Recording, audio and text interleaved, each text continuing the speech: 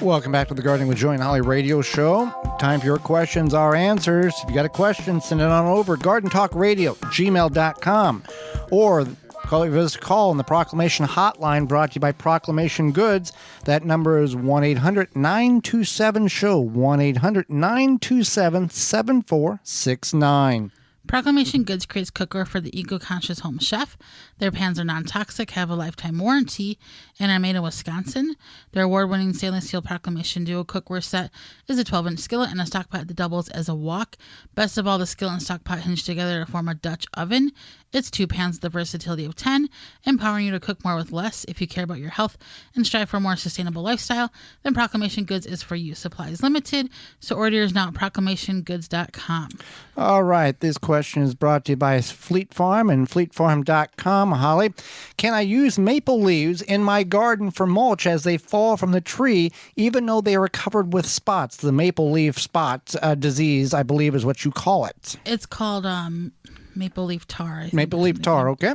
Yeah, you can use them as you would any other leaves. They will not carry over to your garden, affect the plants. They won't affect your soil. It's perfectly fine.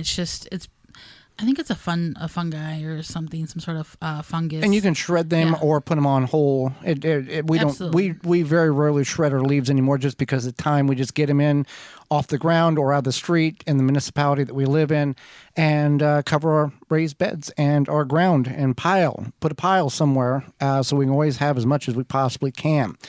Next question here. In response to our conversation about killer compost a few weeks ago, Holly, Jennifer writes in and says, so we had our horse pasture sprayed last year, took all the manure and left it over in a hay pile at the barn and made it into compost. Made it into a compost pile and turned it over several times. Turned out to look like great soil, great compost. Used it in our raised beds and had a horrible time growing anything. So this totally makes sense. My question is, after watering several times throughout the season, finally things are starting to grow. They've worked the toxicity out that killer compost, the herbicide, the persistent herbicide that was sprayed on the grass that the cows eat, the horse eats, goes through the horse, comes out, turns into compost. It's still so persistent it kills and doesn't allow broadleaf plants to grow. That's why they're killing all the broadleaf plants and just letting the grass grow in the pasture. And if you put that in your beds, you have to remitigate it and work it out naturally, which can take some time. Her question is, after doing all that, is it safe to eat the few vegetables that are growing in that killer compost that now is allowing plants to grow, Holly? So I'm going to say no. I would not eat that. I would not eat that produce. And the Dow website says... The Dow Chemical website. Yeah. As a general rule, we suggest damaged produce, however this is caused, should not be consumed. So those who have already used contaminated manure are advised not to replant on the affected soil for at least a year. So I think I personally would not. No. I think that the plants get things from the soil, good, bad, and indifferent. And in this case, if that persistent herbicide went through the horse, went through the, what's it called, process? Composting process. The manure out the back end, composting, sat there for 6 months. Yeah. Still there. And then even though you did water it and flush it out, whatever, or these plants survived, I would not eat those. There plants. Still needs to be time for remitigation. There are some plants in which you can grow to try to get that junk out of the soil. But that is a lesson that for all of us. But what's that word for when you let the manure age? Age. That's it. The age of manure. After all that time, if your plants are still having problems, I certainly would not be too happy to reach for that tomato. Right. Yeah. Was told years ago that pine needles around bushes, etc., are a haven for black widow spiders. Is this true?